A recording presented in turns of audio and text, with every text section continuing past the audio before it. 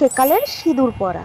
বাবা সকাল সকাল স্নান করা হয়ে গেছে, এবার আমি সিঁদুরটা পরে নিই। হ্যাঁ, সিঁদুরটা মোটা চওড়া করে পরতে হবে। মা বলেছে যে চওড়া করে নাকি সিঁদুর পরলে স্বামীর নাকি অনেক আয়ু বাড়ে। আমি আরও চওড়া করে, একদম অনেকটা চওড়া করে সিঁদুরটা পরে নেবো, যাতে আমার স্বামীর অনেক বেশি আয়ু থাকে।